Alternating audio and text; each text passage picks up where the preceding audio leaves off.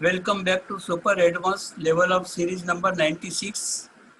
Theme is Journey to Perfection. Topic is Dealing with Mistakes. जो हमें साकार वाणी से सुनेंगे और समझेंगे भी.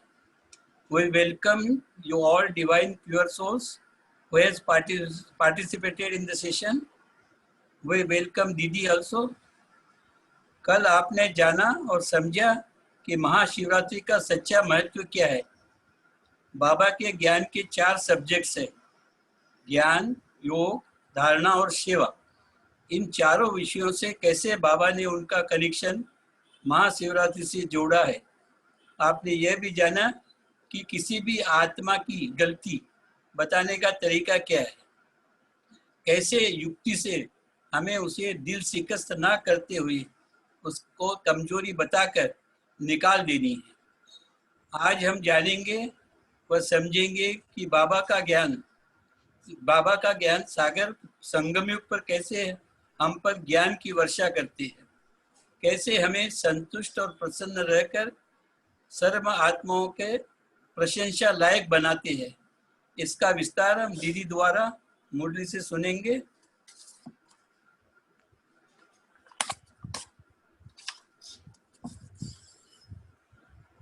आज के बाबा के अव्यक्त मुरली से लिए गए 3 शब्द नोट करें: कामना, कमजोरी, कर्मातीत.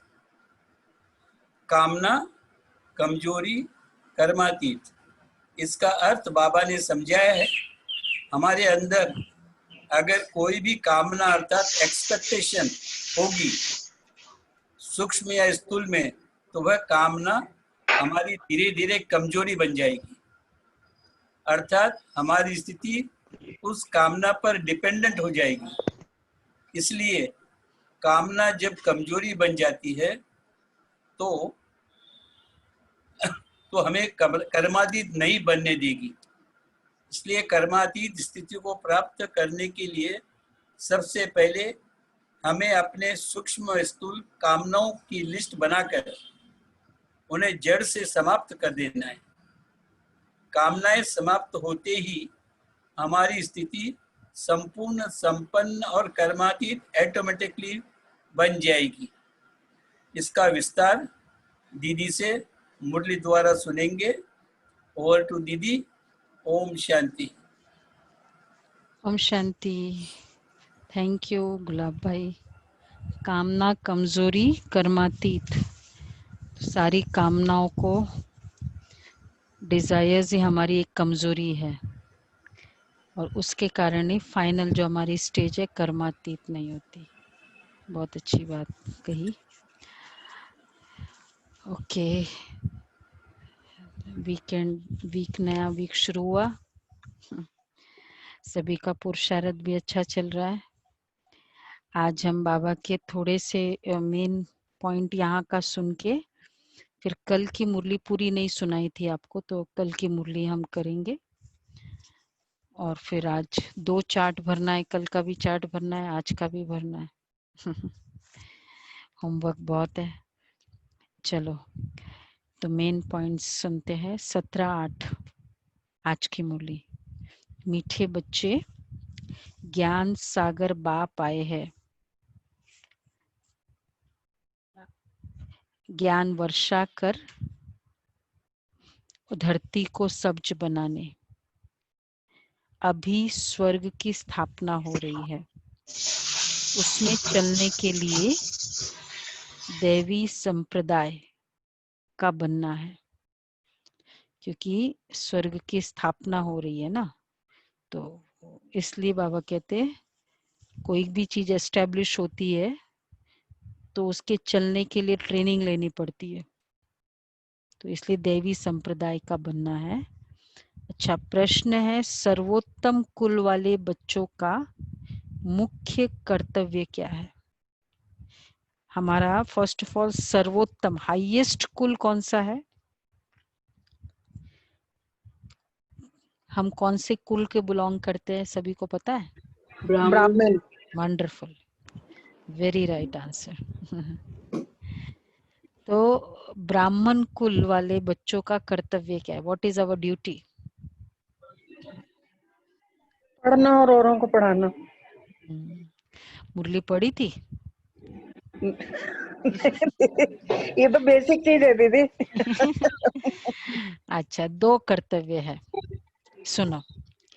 एक तो सदा सच्ची रूहानी सेवा करना, यहाँ बैठे व चलते फिरते खास भारत और आम सारे विश्व को श्रीमत को पावन बनाना। खास भारत और आम सारे विश्व को पावन बनाना, श्रीमत पर बाप के मददगार बनना, यही सर्वोत्तम ब्राह्मणों का कर्तव्य है। तो हमारा ऐसा ब्राह्मण, व्हाट इज अवर ड्यूटी? खास भारत और आम सारे विश्व, तो चलते फिरते उसको प्योर बनाओ। और प्योरिटी प्योर कैसे बना सकते? खास पूरे विश्व को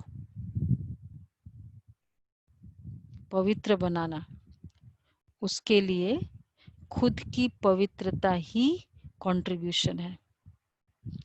self change is world change, self purity is world purity. और दूसरा, श्रीमत पर बाप के मददगार बनना, यही सर्वोत्तम ब्राह्मणों का कर्तव्य है। तो इसमें बाबा ने आज विशेष 2-3 बातें कही कि बच्चे, एक तो बाबा ने ऑर्डिनेंस निकाला है। ऑर्डिनेंस मतलब मैंडेटरी, कि तुम 63 जन्म पतित रहे, अब पावन दुनिया स्वर्ग में चलना चाहते हो तो पवित्र बनो। ऑर्डिनेंस मतलब नो रिलैक्सेशन, नो डाइल्यूशन और मैंडेटरी टू एवरीबॉडी। तो बाबा ने कहा कि ये सबके लिए मैंडेटरी है कि तुमको पवित्र दुनिया में अगर चलना है तो काम महाशत्रु है। और दूसरा बाबा ने कहा कि बाकी धर्म स्थापक आते हैं धर्म की स्थापना करने, और क्या नहीं करते हैं? 3 डेज पहले मुरली में बाबा ने बोला था, बाकी धर्म स्थापक क्या करते हैं और क्या नहीं करते हैं। ये सदगति नहीं कर सकते हो, सदगति सिर्फ बाबा करते हैं। सदगति नहीं करते, अच्छा। और क्या नहीं करते? बाकी धर्म स्थापक बाबा का ज्ञान नहीं देते, जो बाबा देते हैं ज्ञान तो देते, बाबा का ज्ञान तो बाबा ही देगा। वो विनाश नहीं करते। और बाबा एक धर्म की स्थापना, बाकी सब धर्मों का विनाश और एक राज्य की स्थापना, ये वो नहीं करते। सो वो सिर्फ धर्म स्थापन करते और धर्मों का विनाश नहीं कराते। उन्हों की तो वृद्धि होती रहती है, और बाप वो वृद्धि करते हैं, वो they believe in expansion in the method of impurity. मुसलमान है, वो क्यों ज्यादा बच्चे पैदा करते हैं? उनका जो थीम है क्या है, होता है कि हमारी मुस्लिम पॉपुलेशन बढ़े। इवन क्रिश्चियनिटी का क्यों करने लगा है, वो ट्रिपलेट्स और कन्वर्जन ये सब करते हैं ना। वो तो कहते हैं ना, कई कंट्रीज में तो गवर्नमेंट बच्चों के जिनका ज्यादा होता है तो उनको रिवॉर्ड देती है ताकि क्रिश्चियन पॉपुलेशन बढ़े।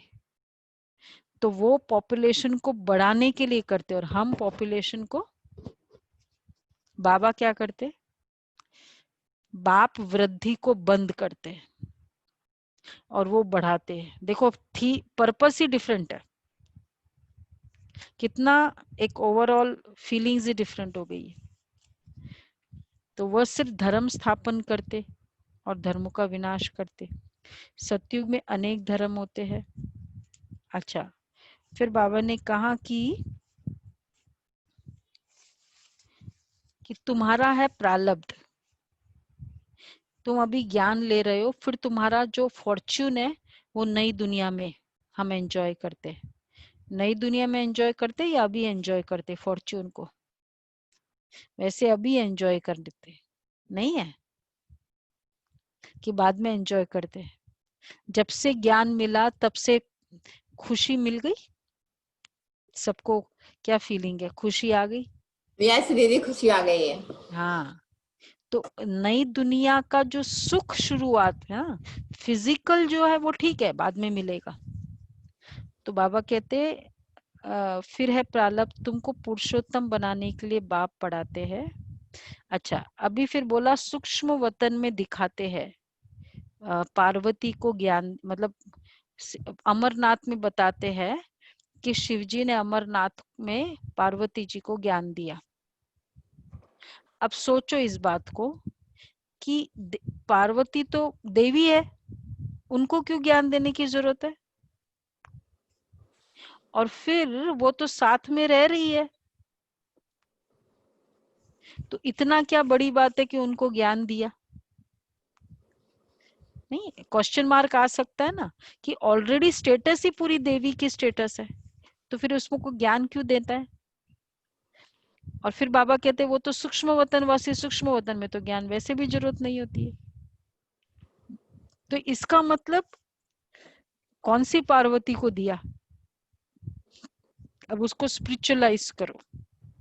हम पार्वतियां, हम पार्वतियां है, तो नेचुरल है शिव परमात्मा, वो शंकर जी की बात नहीं। तो स्थूल वतन में तो वहां ज्ञान नहीं देते। अच्छा, फिर वो कहते कि बर्फ का लिंग बना देते उनको, पार्वती के लिए बर्फ का लिंग।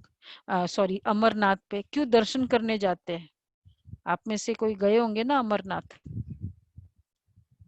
तो वहां जाते इसलिए कि वो एक तो पार्वती जी को कथा सुनाई और बर्फ का लिंग है। अब बर्फ का लिंग तो यहीं मिल जाएगा, ऐसे ही उसके लिए खास अमरनाथ में क्यों जाते हो? नहीं, कितनी लॉजिकल बात है। तो बाबा इसलिए कहते हैं, कहेंगे नॉलेज तो बहुत समझते नहीं कि शंकर के पास पार्वती कहाँ से आई जो उनको पावन बनाएंगे, ज्ञान उनको दिया। इसलिए उसको अमर कथा कहते हैं ना, जो ज्ञान सुनाया कि भाई ब्रह्म का ज्ञान सुनाया या निराकार का ज्ञान सुनाया। तो निराकार तो फिर यहाँ है, निराकार का ज्ञान सुनाया तो देवी स्टेटस है, तो मतलब ये ज्ञान नहीं था क्या? अब ये क्वेश्चन मार्क होगा। अच्छा,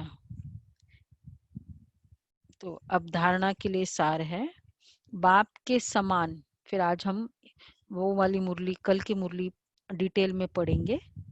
बाप के समान टीचर बनना है, क्योंकि संडे की मुरली इंपॉर्टेंट है ना, इसलिए बाप के समान टीचर बनना है। बड़ी युक्ति से सबको इस झूठ खंड से निकाल सचखंड में ले चलने के लायक बनाना है। झूठ खंड से निकाल सचखंड में ले चलने के लायक बनाना है। दूसरा है, दुनिया का संग कुसंग है, इसलिए कुसंग से किनारा कर सत का संग करना है। कुसंग से किनारा कर सत का संग करना है। ऊंच पद के लिए इस पढ़ाई में लग जाना है। एक बाप की मत पर ही चलना है। अगर उच्च पद चाहिए, हाईएस्ट, बाबा ने कहा राजा का पद चाहिए तो पढ़ाई करो, और अगर दास दासी का पद चाहिए तो क्या करो?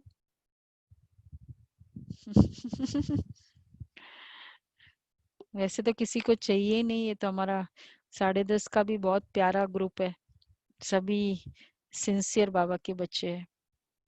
प्यून बनने के लिए क्या करना होता है? चेयरमैन बनने के लिए तो चलो ठीक है, प्यून बनने के लिए क्या करना होता है? किसी को आइडिया है क्या मेथड है प्यून बनना है तो? स्टडी मत करो, वो क्या बोलते हैं, 10वीं पास कर, 10वीं 10th स्टैंडर्ड तक चलेगा। हाँ, और 10th में भी फेल हो तो भी चलेगा ना? हाँ, फेल भी चलेगा। स्टडी मत करो, क्लास में आ जाओ, फ्लर्ट गिरी करो। चार्ट भी लिखने की जरूरत नहीं। हाँ, चार्ट लिखने की जरूरत नहीं। ये प्यून बनने वालों को। तो बाबा कहते हैं राजा उच्च पद पाना है तो पढ़ाई करो। आप सभी को तो ये लागू ही नहीं होता है, अच्छे स्टडी करने वाले बच्चे हैं। एक बाप की मत पर ही चलना है। अच्छा, वरदान है संतुष्टता द्वारा सर्व से प्रशंसा प्राप्त करने वाले सदा प्रसन्न चित्त भव। बहुत अच्छा बाबा का वरदान है। संतुष्टता की निशानी प्रत्यक्ष रूप में प्रसन्नता दिखाई देगी, और जो सदा संतुष्ट व प्रसन्न रहते हैं उनकी संतुष्टता की निशानी प्रत्यक्ष रूप में प्रसन्नता दिखाई देगी। जितना व्यक्ति संतुष्ट होगा ना, वो खुश होगा, प्रसन्न। और जो सदा प्रसन्न रहते हैं उनकी हर एक प्रशंसा करते हैं। स्माइलिंग चेहरा क्या करता है, ऑटोमेटिक दूसरों का वो मतलब अट्रैक्शन जाता है ना। तो प्रशंसा प्रसन्नता से ही प्राप्त कर सकते हो, इसलिए सदा संतुष्ट और प्रसन्न रहने का विशेष वरदान स्वयं भी लो और औरों को भी दो, क्योंकि इस यज्ञ की अंतिम आहुति सर्व ब्राह्मणों की प्रसन्नता है। जब सभी सदा प्रसन्न रहेंगे तो तब अब प्रसन्नता, संतुष्ट, प्रसन्नता, प्रशंसा, और तीसरा होगा उसका क्या होगा, अगर जब सभी प्रसन्न हो जाएंगे तो फिर क्या होता है, तीसरा क्या होगा, प्रत्यक्षता। तो प्रत्यक्षता का आवाज गूंजेगा, अर्थात विजय का झंडा लहराएगा। प्रसन्न, प्रशंसा और प्रत्यक्षता, ये तीनों होगा। स्लोगन है डायमंड बन, डायमंड बनने का मैसेज देना ही डायमंड जुबली मनाना है।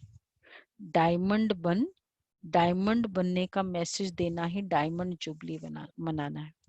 तो आज का सोमान हो गया पूरे दिन का, मैं संतुष्ट रहने वाली प्रसन्नचित आत्मा हूँ, प्रसन्न रहने वाली संतुष्ट आत्मा हूँ। Any one of the same, sorry, संतुष्टता, असंतुष्ट रहने वाली प्रसन्नचित आत्मा हूँ। इस तरह का होगा आज का पूरे दिन का सोमान। और आज बाबा ने कहा ना, जितनी प्रसन्नता तो प्रशंसा, और जितना प्रशंसा तो प्रत्यक्षता।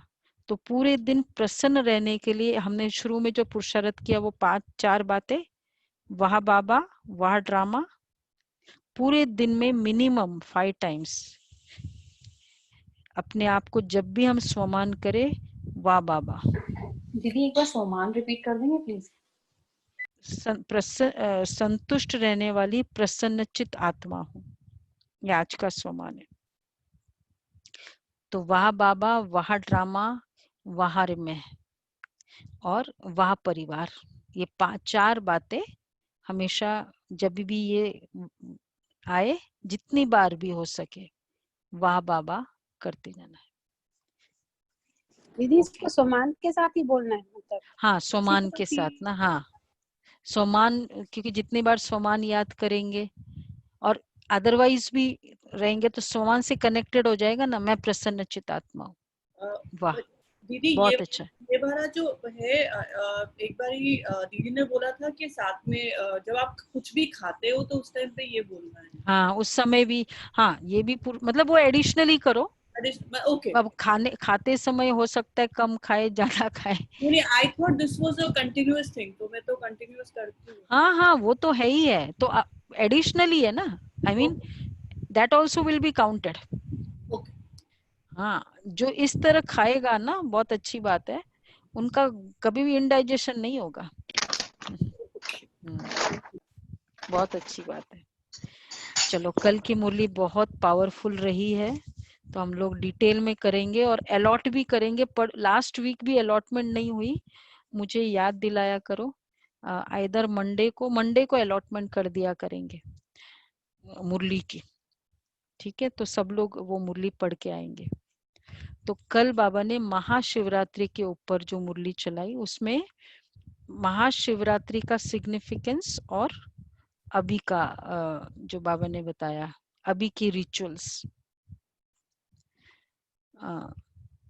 तो ये 16/8 की थी और रिवाइज डेट तो 7/3/86 की है।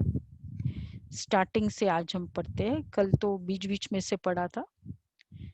तो बाबा ने उसमें पढ़ाई की चारों सब्जेक्ट, हमारी पढ़ाई की 4 सब्जेक्ट कौन सी है? रंजना ज्ञान, दीदी धारणा, सेवा। ज्ञान,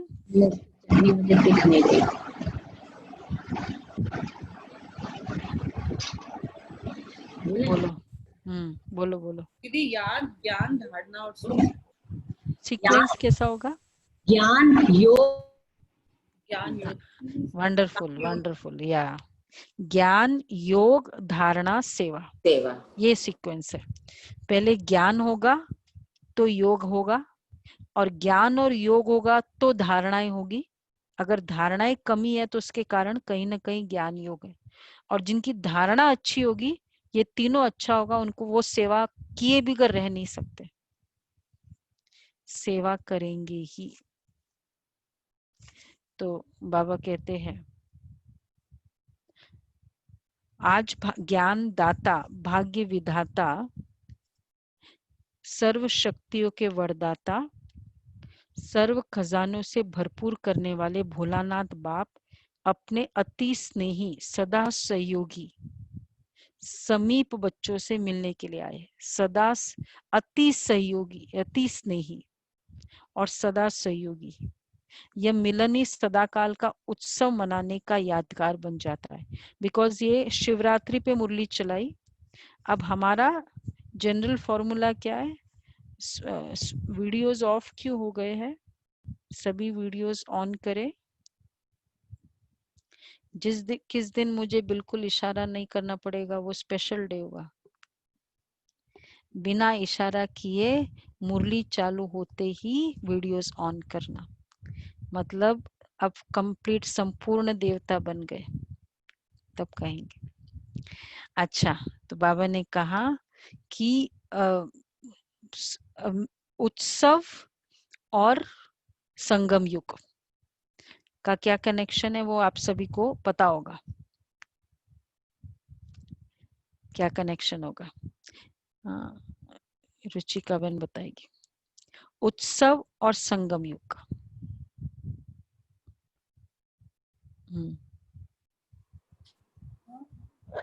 संगम युग में जो भी उत्सव मनाते हैं वो related to story, some background सतयुग से होता है।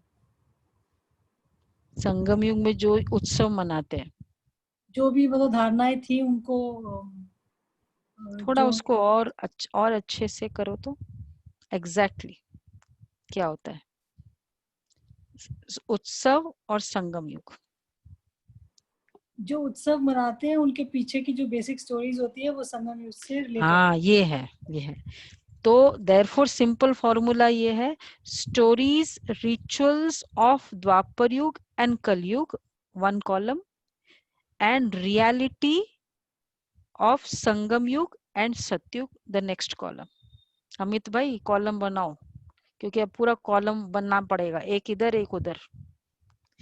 सो द रिचुअल्स देखते जाओ, हर चीज का इधर का रिचुअल देखो, स्टोरी देखो, और उस कॉलम में करस्पॉन्डिंग रियलिटी को देखो उसको। तो बाबा कह रहे हैं यह मिलन अब स्टार्ट हो जाता है यहाँ से। I will see how many कितने पॉइंट्स बनाते हैं इसमें।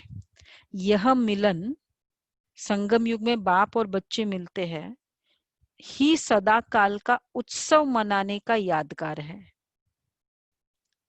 तो अगर वो जो भी उत्सव मनाते हैं इज इक्वल टू मिलन ऑफ, तो संगम युग के कैटेगरी में कॉलम में क्या आएगा? मिलन। और सतयुग के कैटेगरी में आएगा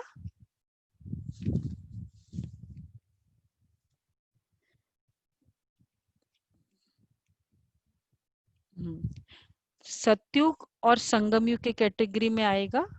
Do we have to write like this, Shivratri and then Milan of between नहीं Brahma? नहीं नहीं नहीं, you just write it that way. Heading should be in this manner, मतलब सतयुग और संगम युग, मतलब मैच द कॉलम नहीं होता है, मैच द कॉलम हम लोग करते थे स्कूलों में, तो इन वन कॉलम राइट ये जो मैंने अभी हेडिंग बताया, स्टोरी, रिचुअल्स, रियलिटी, ये हम लोगों ने किया हुआ है जब हम कोर्स में। तो अब ये है, यह मिलनी सदा काल का उत्सव मनाने का यादगार बन जाता है। तो अब आप खुद सोचो, क्या संगम युग में लिखेंगे, क्या सतयुग में लिखेंगे? तो हम मार्क करते जाएंगे, फिर लास्ट में देखेंगे किसका एक्यूरेट आया है पूरा जो बाबा ने कहा है। जो भी भिन्न भिन्न नामों से समय प्रति समय उत्सव मनाते हैं, वह सभी इस समय बाप और बच्चों के मधुर मिलन, उत्साह भरा मिलन और भविष्य के लिए उत्सव बन जाता है। तो अभी जो इस समय बाप और बच्चों के मधुर मिलन, उत्साह भरा मिलन, वो भविष्य के लिए उत्सव बन जाता है। तो इस समय तो आप समझ गए मधुर मिलन, और तो हमारा बाबा के साथ बहुत खुशी का मिलन, मधुर मिलन है, और फिर वो द्वापर कलयुग में उत्सव बन जाता है।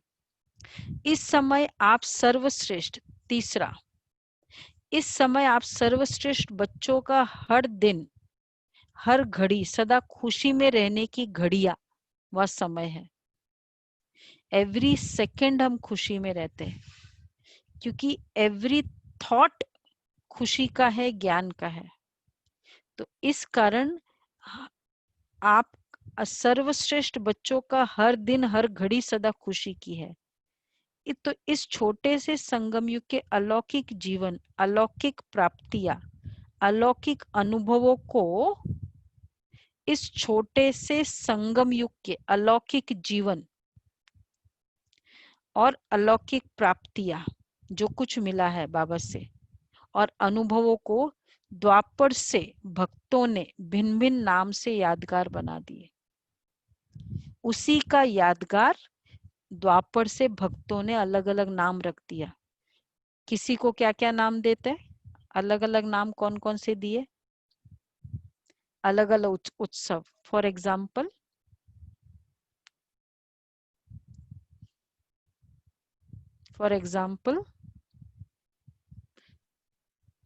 बोला होली दीदी, होली, होली, यस, होली, और कृष्ण जन्माष्टमी, जन्माष्टमी को,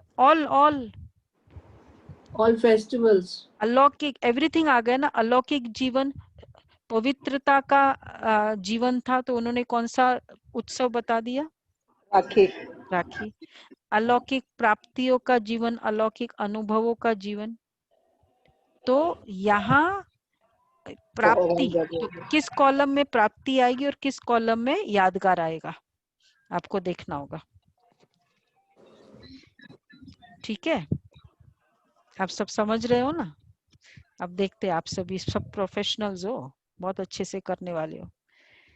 अच्छा, एक जन्म की आपकी यह जीवन भक्ति के 63 जन्मों के लिए याद का साधन बन जाती है। एक और कंपैरिजन, एक जन्म की आपकी यह जीवन भक्ति के 63 जन्मों के लिए याद का साधन बन जाती है। तो इतनी महान आत्माएं हो, तो वहां याद का साधन बन जाती है एक यहाँ।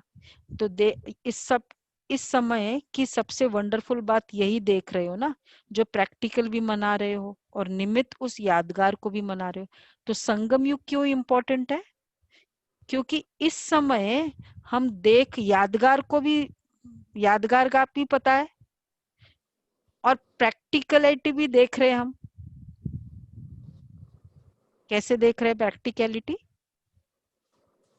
बाबा को देख रहे हैं, मतलब जो eventually it's like people who have participated in the freedom struggle, आज वो इतिहास में वो सुनते हैं कि अरे उस दिन ऐसा हुआ, उस दिन ऐसा हुआ, और सपोज उन्होंने प्रैक्टिकली पार्टिसिपेट किया हुआ है, तो what do they feel, and if at all they are still there, तो जब वो पढ़ते हैं तो क्या लगता है, वो स्ट्रगल को, फ्रीडम मूवमेंट के बारे में पढ़ते हैं, उनको क्या लगता है,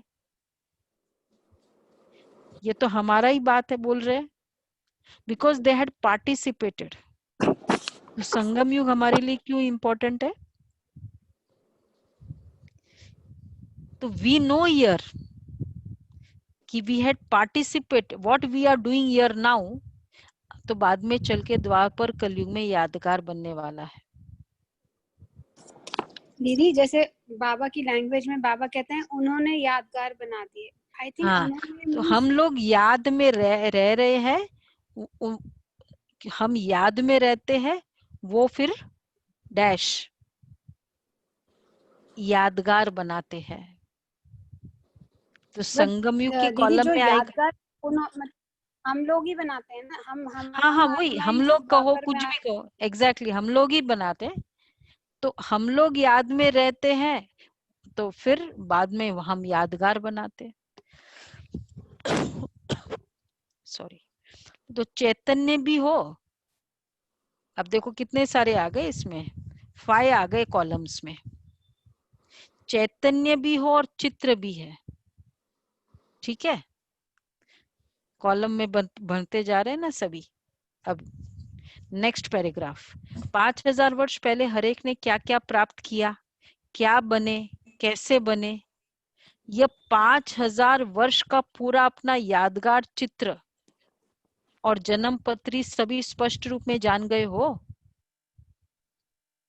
5000 वर्ष का याद जन्म पत्री याद स्पष्ट रूप से जान रहे हो, सुन रहे हो और देख देख हर्षित हो रहे हो। तो चित्र और जन्म पत्री, जन्म पत्री हमारी कब बन रही है, पूरे 5000 साल की जन्म पत्री कब बन रही है, संगम युग के end में। संगम युग में, अभी। तो अभी जो हम कर रहे हैं वो 5000 साल के लिए जन्म पत्री बन रही है। तो वो कैसे बन रही है 5000 साल के, जब हम लोग रिवीजन लेंगे ना, तो जिस तरह हम ये एक्सप्लेन किया ना, वैसे आप लोगों को बताना होगा, जिस जिस को जो जो पैराग्राफ आएगा उसको बताना होगा। तो इसलिए आप लोग ध्यान से भी सुन सकते हो। तो बाबा कहते हैं कि तो अभी का यादगार चित्र जन्म पत्री 5000 साल के लिए अभी का जो मतलब कर्म होंगे, तो वो चित्र और जन्म पत्री के रूप में स्पष्ट हो जाएगा। क्योंकि अभी संगम युग में हम जो कर्म कर रहे हैं, सतयुग त्रेता में उसका प्रारब्ध भोगेंगे, और फिर संगम युग के कर्म का यादगार फिर द्वापर कलयुग में होगा। तो फाउंडेशन कौन सा हुआ, संगम युग हुआ फाउंडेशन। तो सुन रहे हो, देख रहे हो, हर्षित हो रहे हो कि हमारा ही गायन और पूजन जीवन की कथाएं वर्णन कर रहे हैं, खुशी होती है। ओरिजिनल आपका चित्र तो बना नहीं सकते, इसलिए भावना पूर्वक जो भी टच हुआ वो चित्र बना दिया। हमारा ओरिजिनल चित्र कौन सा है, सपोज ओरिजिनल चित्र सतयुग का, देवताओं का चित्र वैसे बना सकते ओरिजिनल, क्योंकि वहां तो फोटो और वीडियो नहीं होगा।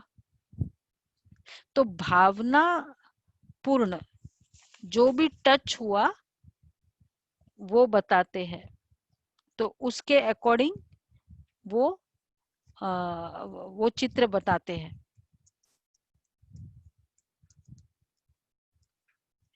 समझ में आया, क्लियर नहीं आया, क्या नहीं आया इसमें,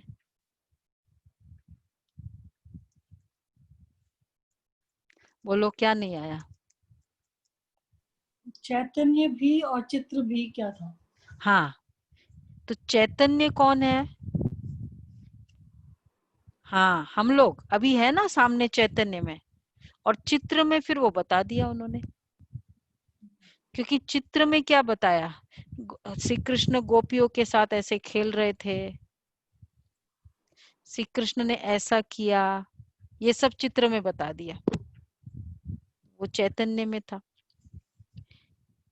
तो इसलिए बाबा ने कहा कि तो ओरिजिनल आपका चित्र तो बना नहीं सकते, सत्युग में सत्युग का ओरिजिनल चित्र तो नहीं बता सकते, इसलिए भावनापूर्ण जो टच हुआ वो चित्र बना दिया। जो भी श्री कृष्ण के चित्र है, आपको पता है जब उन लोगों ने वो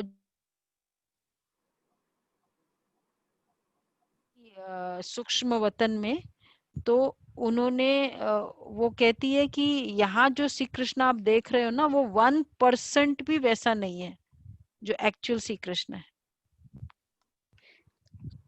तो प्रैक्टिकल शिव जयंती तो रोज मनाते हो, क्योंकि संगम युग है ही अवतरण का युग, श्रेष्ठ कर्तव्य श्रेष्ठ चरित्र करने का युग।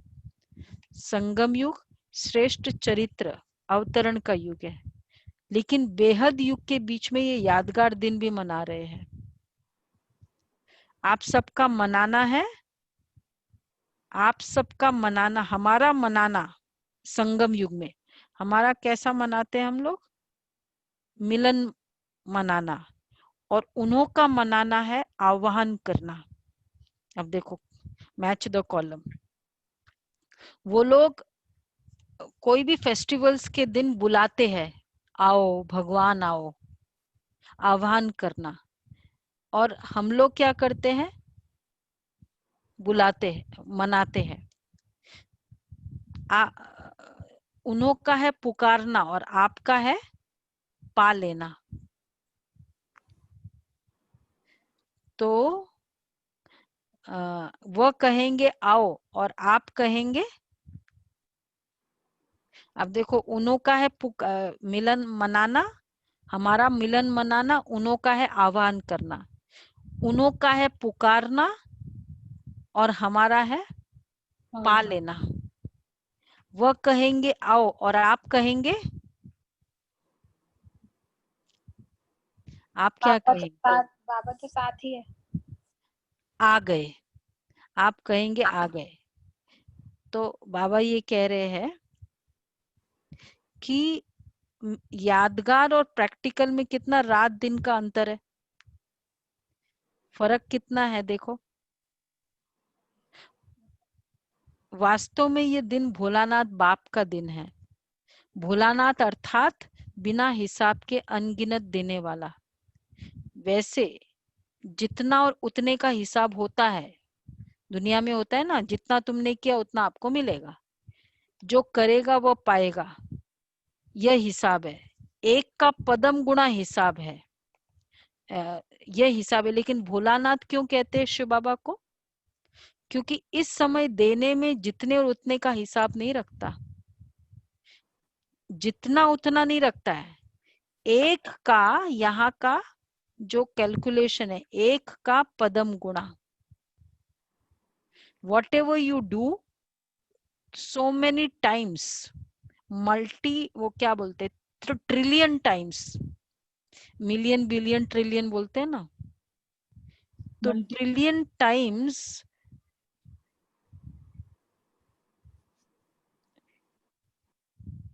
वहां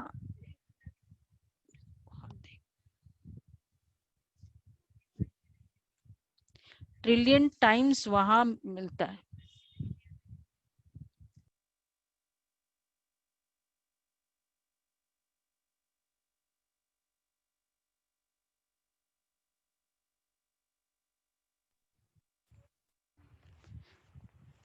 तो बाबा कहते हैं कि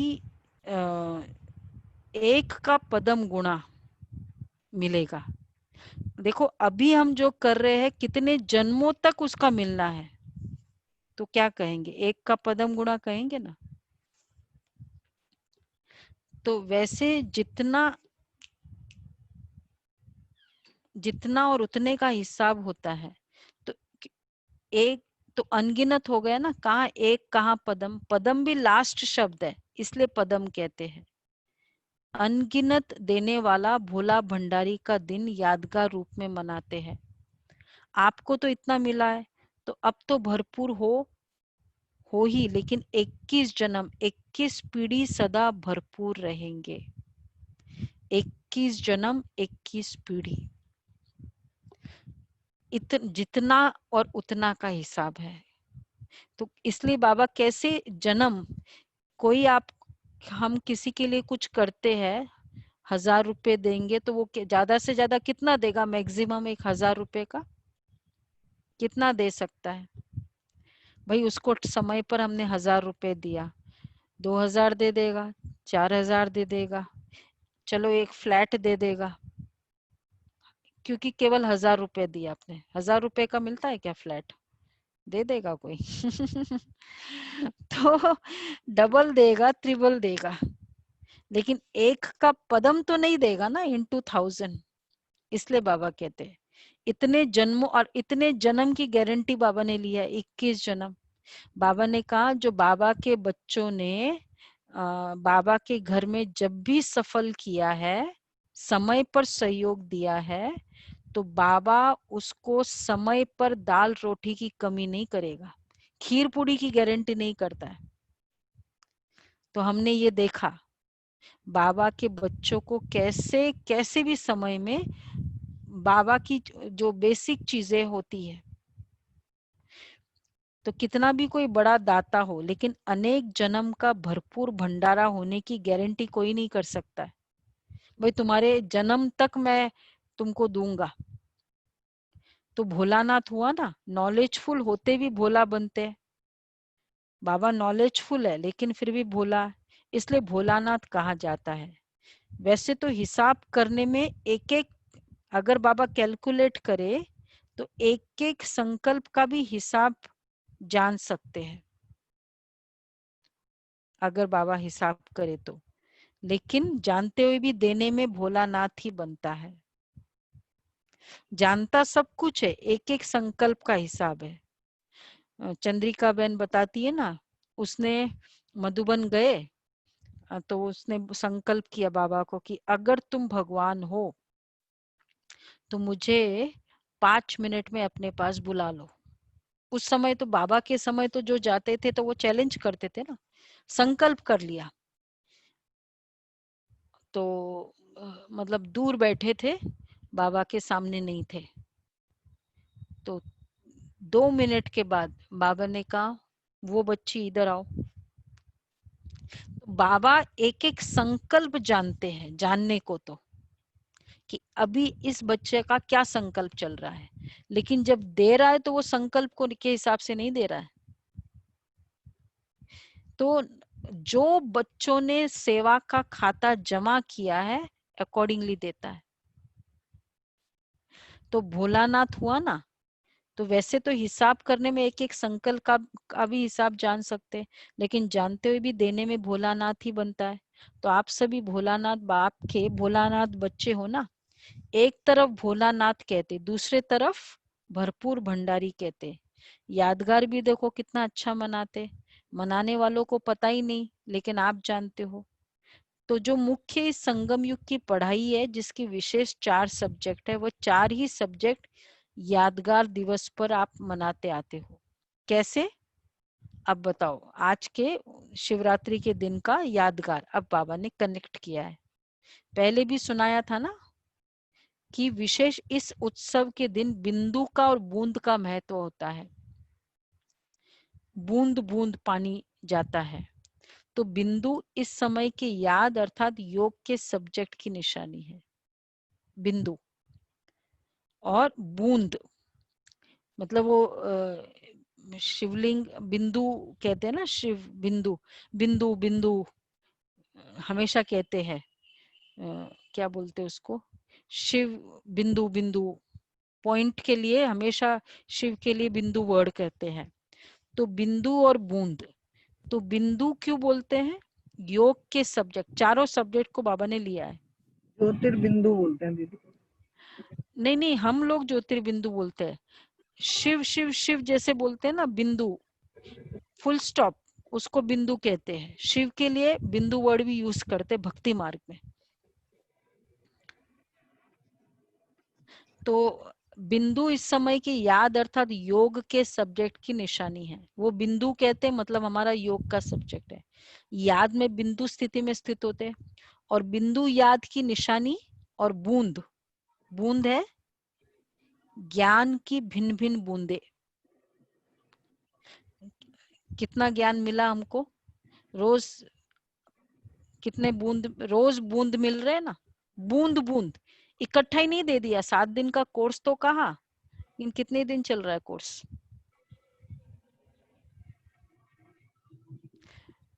गुलाब भाई का कोर्स कितने दिन से चल रहा है?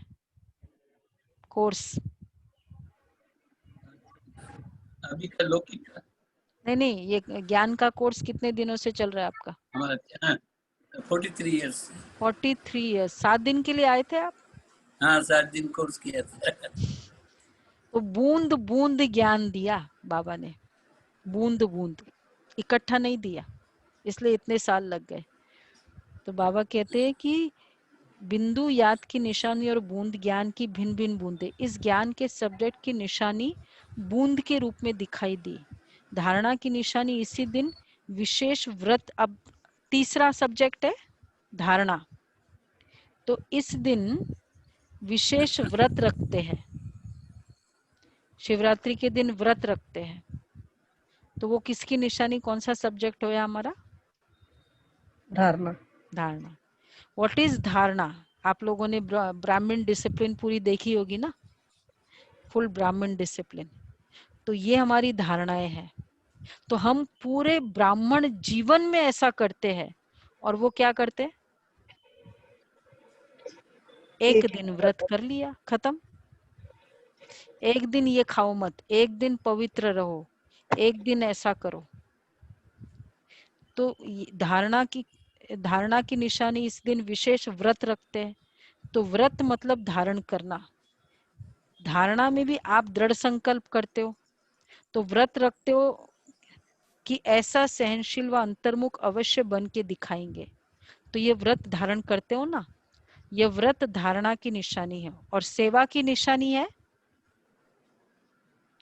आप लोगों को कल ये क्लास हो गई थी, सेवा की निशानी है जागरण, दूसरों को जागृत करना। हाँ, जागरण करना, यही आपकी सेवा है। तो बाबा कहते हैं तो ये जागरण सेवा की निशानी है। तो 4 ही सब्जेक्ट आ गई ना, चारों आ गई। अब वो कॉलम बढ़ गया ना आपका। अच्छा, तो बाबा कहते हैं लेकिन सिर्फ रूपरेखा उन्होंने स्थूल रूप में बदल दी है। तो उन्होंने बोला स्थूल रूप में, वो स्थूल रूप में दे दिया, ये करो वो करो। कौन सा इजी है? भक्ति मार्ग, संगम युग। ये तो भक्ति मार्ग है दीदी। हाँ, इजी है ना। एक दिन व्रत कर लो, और व्रत में भी क्या है, वैरायटी खाने को मिलता है, चेंज हो जाएगा और ही अच्छा। एक दिन ये कर लो, एक दिन ये जागरण कर लो, इजी है। और पूरा संगम युग करना, तो इसलिए वो है। तो बाबा कहते हैं सेवा करते ही हो जगाने के लिए। वो जागरण करते मतलब क्योंकि हम लोगों ने यहाँ सेवा की थी, कल की थी ना आप सभी ने सेवा, कल क्लास में लेकर आए थे कार्मिक अकाउंट में। तो हमने क्या किया, क्यों हम सेवा कर रहे हैं, क्या कारण था भाई? उन्हों को जगाओ, देखो क्या इम्पोर्टेंस है। तो नींद से, अज्ञान नींद से जगाना, जागरण कराना, जागृति दिलाना, यही आपकी सेवा है। तो ये जागरण सेवा की निशानी है। तो 4 सब्जेक्ट आ गई ना, लेकिन सिर्फ रूपरेखा उन्होंने स्थूल रूप में बदल दी है। फिर भी भक्त भावना वाले होते हैं, और सदा ही सच्चे भक्तों की ये निशानी होगी। इस समय जो सच्चे भगत होंगे उनकी निशानी होगी कि जो संकल्प करेंगे उसमें दृढ़ रहेंगे। इसलिए भक्तों से भी बाप का स्नेह है। फिर भी आपके यादगार को द्वापर से परंपरा से चले आ रहे, परंपरा तो चला आ रहा है, और विशेष इस दिन जैसे आप लोग यहाँ संगम युग पर बार बार समर्पण समारोह मनाते हो ना, ऐसे ही अलग अलग भी मनाते हो। हमारा बहनों का समर्पण समारोह होता है, भाइयों का होता है, या जो भी ऐसे होते हैं जो सेंटर पर डेडिकेटेड रूप से सेवाएं देते हैं। तो ऐसे ही आपके इस फंक्शन का भी यादगार वह स्वयं को समर्पण नहीं करते, हम लोग करते हैं ना, कराते हैं समर्पण समारोह। दादिया बहनों का समर्पण कराती है, तो वो भी समर्पण नहीं करते लेकिन बकरे को करते हैं, बलि चढ़ा देते हैं। वैसे तो बाप दादा भी हंसी में कहते कि यह मैंपन का समर्पण हो। समर्पण होना मालूम है हम लोगों को क्या बोलता है? कि हम लोग जब बहनें समर्पित होती है तो हमको फॉर्मूला दिया जाता है कि झुक झुक झुक, मर मर मर, सिख सिख सिख, के झुकते जाओ, मरते मरना है, सेंटर पर रहना मतलब मरना है, एक नई जिंदगी जीनी है और सीखना है, शिक्षा लेनी है, लर्न करना है। तो बाबा कहते मैंपन का समर्पण हो, तब समर्पण अर्थात संपूर्ण बनो। बकरे की बलि क्यों चढ़ाते हैं? उन लोग शिव के ऊपर चढ़ाते हैं बकरे पे। मैं करता दीदी, मैं मैं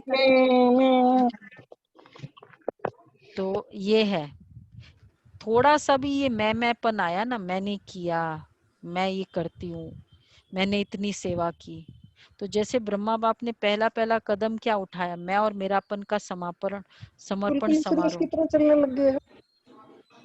तो किसी भी बात में मैं के बजाय सदा चाल आपने खराब कर नेचुरल ली, भाषा में, चाल खराब कर। नेचुरल भाषा में, साधारण भाषा में भी बाप शब्द हुआ ना। बाबा ने साधारण में भी बाबा ने कराया, बाबा ने किया। नेचुरल में आ जाए कि बाबा ने कराया, बाबा ने किया। बाबा करा रहा है, मैं कर रहा हूं नहीं। बाबा चला रहा है, मैं कहता हूं नहीं। बाबा कहता है, ब्रह्मा बाबा की स्टाइल थी। हद के कोई भी व्यक्ति या वैभव से लगाव यह मेरापन है। तो मेरेपन को और मैंपन को समर्पण करना, इसको कहते बलि चढ़ना। बलि चढ़ना अर्थात महाबली बनना, तो यह समर्पण होने की निशानी है। तो बाप दादा, तो हमारा हुआ बलि चढ़ना और उनका हुआ, हमारा हुआ मैंपन को बलि चढ़ाना और उनका हुआ बकरे की बलि। बकरे की बलि। और तो हम लोग वो हुए बलि और हमारा हुआ जो लास्ट सेंटेंस अभी बाबा ने बोला, बलिदान, अभी अभी बोला, समर्पण, महाबली। हम हो गए महाबली और वो हो गए बलि। वो तो सिर्फ, तो बाप दादा भक्तों को एक बात की ऑफरिंग देते हैं, किसी भी रूप से भारत में व हर देश में उत्साह की लहर फैलाने के लिए उत्सव बनाए तो अच्छे है ना। चाहे 2 दिन के लिए हो या 1 दिन के लिए हो, ये उत्सव बनाने से क्या होता है, मनाने से 2 दिन तो व्यक्ति खुश रहते हैं। अब वो जन्माष्टमी हुई थी तो चलो 2 दिन थोड़ा घर में सजाया, श्री कृष्ण को याद किया, फिर उन लोग ने आपस में मीट की, जियो मीट की, थोड़ा भजन गाए, तो ये उत्साह तो रहा 2 दिन। तो उत्साह की लहर तो फैल जाती है ना, इसलिए उत्सव कहते हैं। फिर भी अल्पकाल के लिए विशेष रूप से बाप के तरफ मेजॉरिटी का अटेंशन तो जाता है ना। तो इस विशेष दिन पर क्या विशेष करेंगे? तो बाबा कहते हैं, तो उत्साह और उत्सव कौन से कॉलम में आएगा सुपर्णा बेन? उत्साह उत्सव। Utsav will come in Sangam Yug and Utsav will be corresponding in Dwapar Yug. तो बाबा कहते हैं, तो जैसे भक्त में कोई सदा काल के लिए व्रत लेता है और कोई में हिम्मत नहीं होती है, जैसे कई होते हैं ना, 8 दिन अभी छोड़ दिया ना नॉनवेज देवियों के दिन, अब छोड़ो, अब तो मैंने उस दिन के बाद मैंने पूरे जीवन भर नहीं लिया। तो वो भक्ति में कोई सदाकाल के लिए व्रत लेता है और कोई में हिम्मत नहीं होती है तो क्या करते फिर,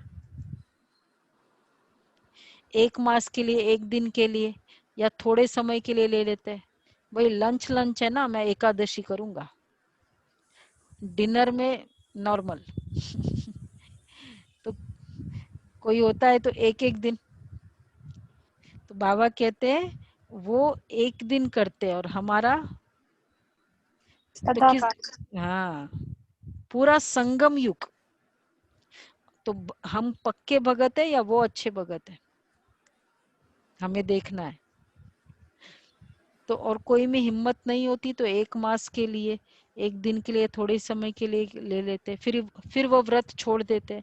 आप तो ऐसे नहीं करते हो ना, मधुबन में तो धरनी का पाव नहीं है, और फिर जब विदेश में जाएंगे तो धरनी पर आएंगे या ऊपर ही रहेंगे, तो सदा ऊपर से नीचे आकर कर्म करेंगे या नीचे रहकर कर्म करेंगे? ऊपर से नीचे आएंगे या ऊपर रहना, अर्थात ऊपर की स्थिति में रहना। ऊपर रह के कर्म करेंगे, ऊपर कोई ऊपर छत से पर नीचे नहीं आके। लटकना है, ऊंची स्थिति में स्थित हो फिर साधारण कर्म करना, अर्थात नीचे आना। लेकिन साधारण कर्म करते भी स्थिति ऊपर अर्थात ऊंची हो। कर्म चाहे साधारण कर रहे हैं, बोल रहे हैं, बात कर रहे हैं, स्थिति बहुत ऊंची हो। और वैसे भी जो नोट करते हैं ना, वो रिस्पेक्ट है नहीं है, एक बुक देने से पता चलता है कि रिस्पेक्ट कितना है, नहीं पता चलता है। केवल एक बुक दे, कैसे बुक को पकड़ाता है उससे पता चलता है क्या रिस्पेक्ट है। तो साधारण कर्म होते भी स्थिति का पता चल सकता है, साधारण कर्म होते तो चाहे हम बैठे हैं लेकिन हमारी स्थिति कैसी हो। इसलिए बाबा ने कहा ऊंची स्थिति में स्थित हो कोई साधारण कर्म करना अर्थात नीचे आना। तो जैसे बाप भी साधारण तन लेता है, कर्म तो साधारण ही करेंगे ना। तो ऐसे आप, जैसे आप बोलेंगे वैसे ही बोलेंगे, वैसे ही चलेंगे। तो कर्म साधारण, कर्म साधारण, तन ही साधारण, लेकिन साधारण कर्म करते भी स्थिति ऊंची है। तो ऐसे आपकी भी स्थिति सदा ऊंची हो। जैसे इस दिन को अवतरण का दिन कहते हो ना, हम लोग कहते हैं ना शिव बाबा का अवतरण हुआ। तो रोज अमृत वेले सोचो कि निद्रा से नहीं, अब अवतरण दिवस हम मानते हैं ना, शिवराज शिव, तो क्या सोचो, रोज अमृत वेले सोचो कि निद्रा से नहीं, शांति धाम से कर्म करने के लिए अवतरित हुए, नींद से नहीं आए, और रात को कर्म करके शांति धाम में चले जाओ। ये तो बहुत अच्छा प्रैक्टिस है रूटीन का। ऊपर से जब आओ तो आज सोचो कि शांति धाम से आए हैं, और तब सोचेंगे जब रात को जाते जाते शांति धाम में सो गए।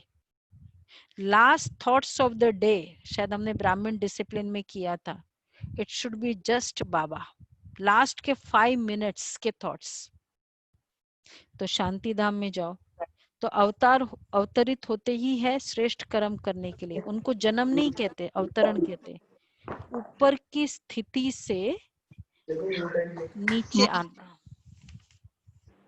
ऊपर की स्थिति से नीचे आना, उसको कहेंगे अवतरण। तो ये हुआ अवतरण, ऊपर की स्थिति से नीचे में आना। तो ऐसी स्थिति में रहकर कर्म करने से साधारण कर्म भी अलौकिक कर्म में बदल जाते हैं। जैसे दूसरे लोग भी भोजन खाते हैं और आप कहते हो अब ऑर्डिनरी काम है, लेकिन वर्ड्स क्या होने चाहिए। देखो वो हम भोजन खाते, वो भोजन खाते और हम क्या कहते हैं, आप लोगों को पता है भोजन को हम क्या बोलते हैं? नहीं पता? बोलो बोलो, वर्ड्स क्या बोलते हैं?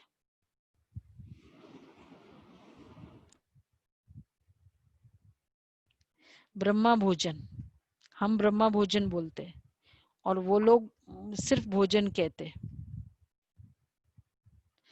तो बाबा कहते हैं हमारा हुआ ब्रह्मा। अभी हम लोग अभी ये सीरीज कल से चालू हुई है ना चार्ट में, उसमें पूरी ब्राह्मणों की भाषा क्या है, शायद सैटरडे को किया ना एक, कल भी एक आज भी एक करेंगे। तो वो है तो, और आप सब बर्थडे का गीत गाते हो तो आज के दिन हाँ चलते हो आप फरिश्ते की चाल चलते हो, डबल लाइट स्थिति में चलते हो, तो अलौकिक चाल व अलौकिक कर्म हो गया ना। तो सिर्फ आज का दिन अवतरण का दिन नहीं, लेकिन संगम युग ही अवतरण दिवस है। आज के दिन आप लोग बाप दादा को मुबारक देते हो, लेकिन बाप दादा कहते पहले आप। अगर बच्चे नहीं होते तो बाप कौन कहता? हम लोग शिवरात्रि को ऐसे मनाते ना, हैप्पी बर्थडे बाप दादा का। बच्चे ही बाप को बाप कहते, इसलिए पहले बच्चों को मुबारक।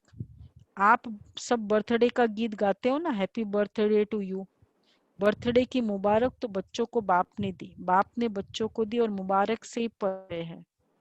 आप सबकी पालना क्या है? बाप की परिवार की बधाइयों से पल रहे हो, तो ये पालना भी वंडरफुल है। अच्छा, और कल इसके बाद वो पूरा मिस्टेक्स के ऊपर कैसे करना है वो बाबा ने बताया, वो सब आप लोगों ने कल सुना होगा, ठीक है ना, जो मिस्टेक्स के बारे में बताया था बाबा ने। तो अभी हम तो पूरी मुरली का सार क्या हुआ, क्या सार हुआ मुरली का पूरा?